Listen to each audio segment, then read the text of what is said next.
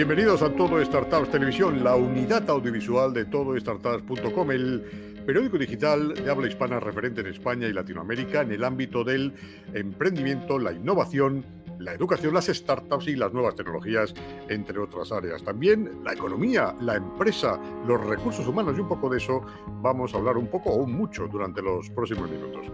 Lola López es psicóloga y especialista en psicología empresarial. Tengo entre mis manos su último libro. Acaba de publicar en Editatum, en la colección Guía Burros, su ensayo Aprende a gestionar el estrés y aumenta tu bienestar.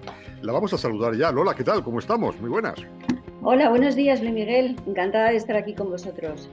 Gracias a ti por aceptar nuestra entrevista. Estamos encantados nosotros porque si algo nos gusta es hablar con referentes, con gente que tenga cosas que decir y desde luego de la que podamos aprender. Aprender a gestionar el estrés y aumentar el bienestar de cada uno. En fin, un libro absolutamente interesante y además fácil de leer, es muy ameno, es muy didáctico. Vamos a empezar por romper tópicos, si te parece, Lola. Afirmas que el estrés nos sirve para sobrevivir. Bueno, alguien piensa siempre que el estrés es algo malo, pero hay que explicarlo, ¿verdad?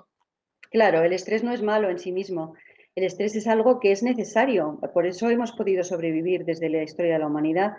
El estrés nos hace que nos movilicemos para conseguir lo que queremos, para mejorar nuestra vida, para solucionar los problemas. Si no hubiera estrés, pues no estaríamos pasivos todo el rato, sin nada que nos empujara a solucionar nada ni a conseguir nada. Entonces, el estrés no es malo y cuanto menos nos creamos que el estrés es malo, más podremos gestionar el estrés, mejor podremos gestionar el estrés. Entonces, el estrés es malo, que lo que llamamos distrés, cuando se acumula demasiado en el tiempo. Es decir, no es lo mismo que te pase una cosa puntual, que te estrese y que te agobie, a que te pasen muchas cosas seguidas, ¿no? Por eso de que las desgracias nunca vienen solas. Entonces, nos podemos quemar cuando tenemos muchas cargas, muchos problemas, muchas adversidades. Y eso es lo que hace que nos caigamos en el distrés y lo que hace que nos agobiemos y que tengamos síntomas negativos para nuestra salud, comportamentales, ideas negativas sobre nosotros mismos y sobre lo que nos pasa, es que caigamos en estados negativos, pero eso es el estrés que no se puede controlar, es decir, el estrés que no sabemos gestionar y que está acumulado. De todas maneras, te podría decir que todos somos capaces de controlar el estrés, unos realmente somos más fuertes que otros, pero somos capaces de controlar cierto estrés. Lo que pasa es que cuando ya llegamos al grado de saturación, no es que no seamos resilientes, sino que, bueno, pues que el estrés no lo elegimos, el estrés viene dado. Controlar el estrés, por ejemplo, en fin, no necesariamente con una pastilla, con el mindfulness, ¿no? Por ejemplo, que está No, de moda, o con sí. yoga, cosas de estas. Con hacer ejercicio simplemente, ¿verdad? Con hacer ejercicio, exactamente. O sea, lo de las pastillas es para cuando ya tienes un nivel elevadísimo de ansiedad, incluso tienes síntomas de depresión, y por supuesto para cuadros psicopatológicos. Pero estamos hablando de un estrés que podemos controlar con técnicas como mindfulness, como relajación, como un paseo, como un deporte cualquiera. Podemos controlarlo perfectamente. Lo que pasa es que tenemos que adquirir el hábito de este autocuidado. Si no lo tenemos, pues alguna vez querremos hacer mindfulness o querremos ir a hacer algún deporte y nos cansaremos o nos desanimaremos enseguida porque no tenemos ese hábito. Pero si nos autocuidamos y cuidamos nuestro bienestar en todos los sentidos, estamos habituando a nuestro cerebro a que sepa responder realmente cuando tenemos problemas. Ujú. Es un Aprende a entrenamiento gestionar, mental. aprende a gestionar el estrés y aumentar el bienestar. Lola López, oye, hay mucho estrés en las empresas. El trabajador es una persona estresada por definición. Uno llega tranquilo desde casa, abre la puerta de la oficina y ya el estrés le da el primer saluda, ¿no? ¿O no? Bueno, sí que hay mucho estrés en las empresas y hay mucha insatisfacción. Realmente es que hay muy poca gente que esté satisfecha con lo que hace y con su trabajo. Y esto ya es una base para el estrés, una base perjudicial para el estrés. Entonces, bueno, ahora con la pandemia de verdad estamos viendo que se ha disparado la intención de hacer algo en la empresa para gestionar este estrés entre las personas. A nosotros nos llaman muchísima gente pidiéndonos información, sabiendo qué pueden hacer. Realmente sí que se ha convertido en un problema. Sí, el estrés se da en muchas empresas porque como personas se nos escapan de nuestro control innumerables variables que no dependen de nosotros. Y eso es lo que hace que nos sintamos aún más estresados.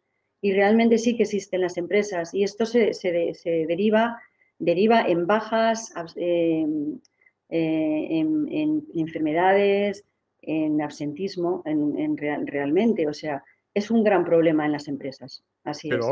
ahora que hay teletrabajo, ¿también hay estrés en casa? Quiero decir, porque mucha También. gente trabaja en pijama y puede pensar, dice, bueno, pues viven más felices, con los horarios menos restringidos, no tienen al bobo del jefe este que te está amargando la vida al lado, sino, en fin, el control es distinto, ¿no? También se puede producir un estrés en casa. También, porque es un estrés diferente, pero también se puede producir. Es decir, el teletrabajo tiene sus pros y sus contras. Y entre sus contras, lo que nos produce estrés es, por ejemplo, no poder estar interactuando con nuestros compañeros, con otras personas. Y nosotros necesitamos el contacto social para estar bien, ¿no? Para tener Ujú. una buena autoestima, para sentirnos bien. Entonces, esto corre en nuestra contra. Y luego también, cuando estamos conectados por Internet, nos pasa una cosa y es que la gente considera que al estar teletrabajando puedes estar disponible las 24 horas, con lo cual sí que he conocido muchas personas que están hiperestresadas porque desde su empresa le están mandando mensajes continuamente, ahora conéctate que tengo que comentarte una cosa, ahora te mando un WhatsApp, es decir, esto tiene sus inconvenientes porque no limitamos los horarios de trabajo.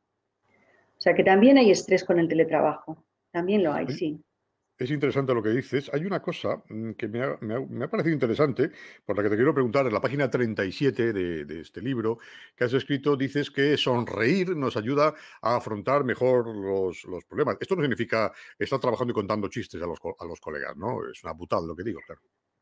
Bueno, vamos a ver, todo lo que tú hagas por mejorar tu estado de ánimo, por ser más optimista, por estar más alegre, es súper positivo. Lo que pasa es que esto cuesta cuando estás estresado y cuando estás agobiado y tienes mucha ansiedad.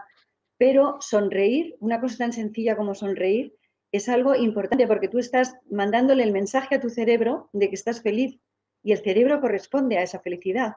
O sea que si tú sonríes muchas veces, por ejemplo, a las personas enfermas mentales de hace un siglo o dos, se les ponía Ujú. unos palos así en la boca para que no tuvieran más remedio que sonreír. Fíjate qué curioso.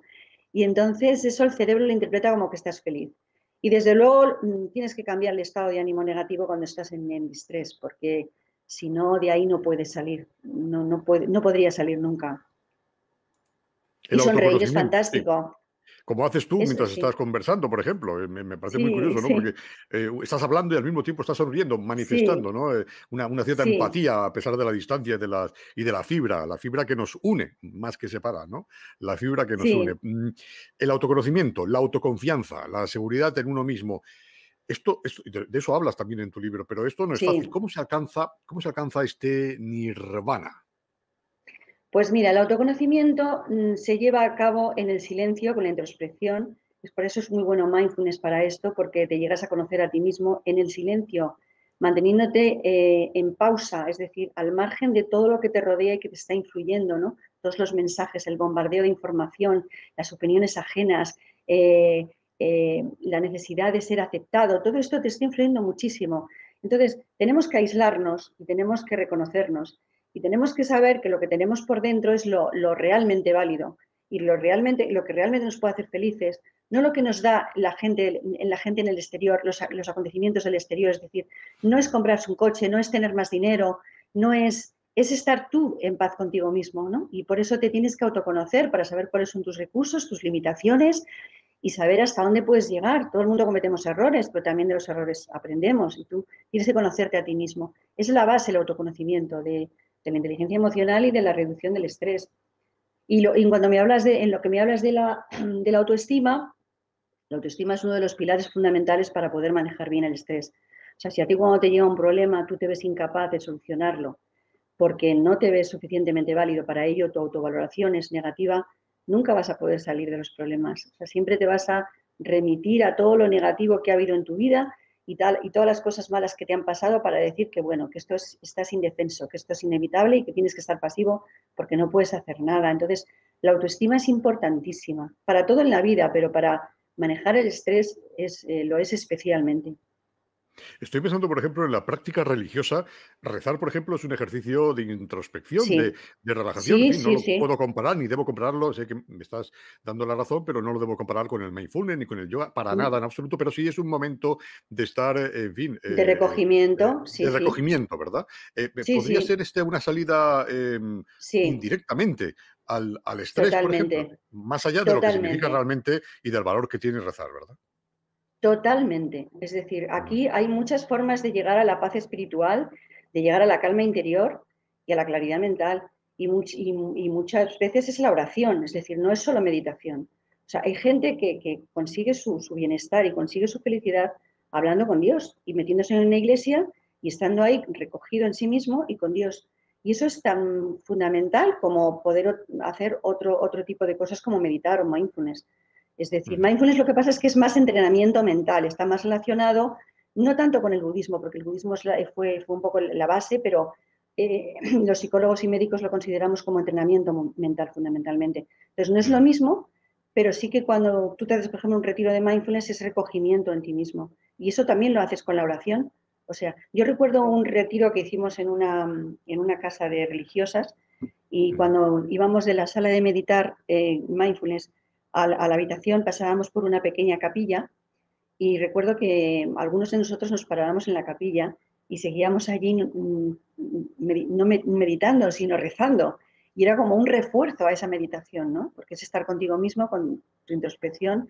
Y rezar también es importante, claro que sí, claro que sí. Si eso te produce a ti felicidad y te gusta y crees en ello, por supuesto que es maravilloso. Muy interesante lo que dices. Para lo que te voy a preguntar ahora mismo, más que un milagro va a hacer falta una cosa, una causa imaginable en una empresa de padecer un estrés del malo, es tener un impresentable como jefe, por ejemplo, digo Sí, yo, y seguro que hemos tenido alguno sí, a lo largo de nuestra vida. Bueno, ¿qué hacer contra eso? Además de que creo que es más uf. que un milagro, ¿verdad?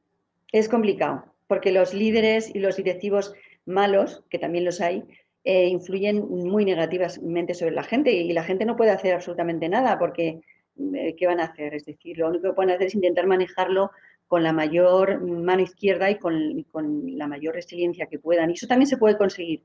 Es decir, no podemos cambiar las circunstancias que nos rodean, no podemos cambiar a la gente que nos rodea, pero sí podemos aprender a manejarlo con la suficiente inteligencia emocional y con la suficiente distancia para no sentirnos perjudicados por estas personas. Porque hay muchos psicópatas en la sociedad, aunque parezca que estamos hablando ya de psicología profunda, pero es que hay muchos psicópatas que no están reconocidos ni por ellos mismos ni por nadie y que son personas muy tóxicas y que nos las encontramos en cualquier acto social, en cualquier circunstancia social y que nos pueden ser muy perjudiciales. Es, lo que es cuando decimos estas personas tóxicas que son vampiros emocionales. No sé si habéis oído hablar de ello. Y sí, entonces ¿cómo también hay se...? que tener muy... Sí, perdona. No, no, no, sí, perdón, perdón, tú. Sí, son vampiros emocionales que nos restan la energía, que se meten en nuestra vida sin nosotros reconocerlos y que nos están haciendo mucho daño. Entonces, bueno, cuando eso te pasa en la empresa y tienes un jefe que es de este tipo y que en vez de ser un buen líder es todo lo contrario, pues un psicópata, porque también los hay, pues eso también se puede aprender a manejar eso y a ¿Y reconocer eso, ¿no? cómo se detecta? Lo que te quería preguntar, Lola. O sea, ¿cómo puedes detectar a un superior que es un psicópata, entre comillas, evidentemente así lo entendemos, ¿no? Que te puede hacer la vida imposible, porque puede ser simplemente un inepto, ¿no? Y entonces, pues no es necesariamente un psicópata, simplemente un inepto que te ha tocado como No, jefe. por supuesto, por supuesto, por supuesto. No tiene por qué ser un psicópata, ni mucho menos. Pero cuando tú te sientas mal, o sea, tú tienes que fijarte en tu intuición y en tu sentimiento. Si tú estás sintiéndote mal y no sabes por qué, y a ti te hace estar sacando lo peor de ti Ujú, y metiéndote en líos. Y, o sea, eso es una cosa que nos tenemos que dejar guiar por nuestro sexto sentido, ¿no? Por ese ujú. sexto sentido que nos dice que esa persona no es beneficiosa para nosotros, sino todo lo contrario, que nos está perjudicando, aunque tengamos que aguantarla. Y por supuesto, o sea, hay muchos jefes que les encantaría ser buenos jefes, buenos directivos, buenos líderes, pero que no saben hacerlo, no saben cómo hacerlo mejor, ¿no? Entonces ahí sí que influye mucho la comunicación, la inteligencia emocional, que se da en ambos sentidos, ¿no? Y que podemos aprender a tener esa comunicación y esa inteligencia emocional, tanto si somos empleados como si somos líderes. Ujú. Y como conclusión, Lola, ¿cómo un empresario puede hacer, cómo puede combatir el estrés malo de sus empleados? ¿Poniendo música clásica de hilo musical? ¿Cómo? Pues hay muchas cosas.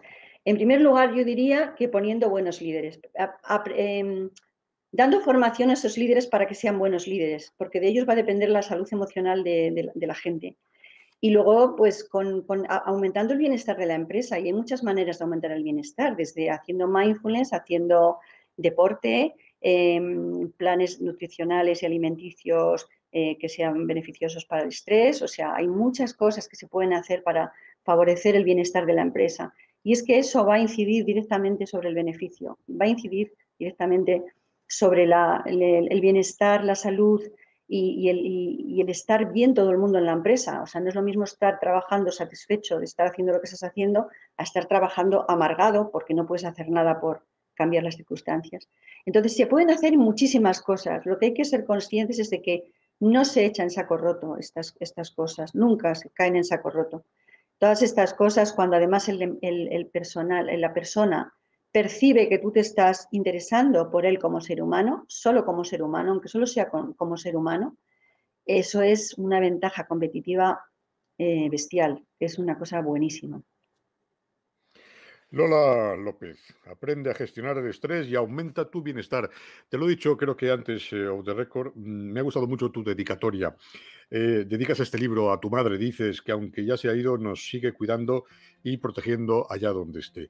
También se lo dedico a todas las víctimas de la pandemia del coronavirus y a sus familias. Dices mi agradecimiento y reconocimiento a todos aquellos que se dedican, interesan, trabajan o solidarizan en favor del ser humano, su cuidado, progreso, dignidad, especialmente a todas las personas que en situación de crisis como la que estamos viviendo ahora mismo se dejan la piel para o por cuidarnos y protegernos. Y dices también da las gracias a quienes por cuya generosidad y entrega existe una mejora de las relaciones humanas, mayor empatía y compasión en el mundo. Con estos poco más de 20 minutos contigo, Lola, creo que hemos cumplido buena parte de todo lo que, en fin, valoras en esta dedicatoria, primeras páginas de tu último libro, Aprende a gestionar el estrés. Nos has ayudado muchísimo, a mí y a todo el equipo de Todo Startups.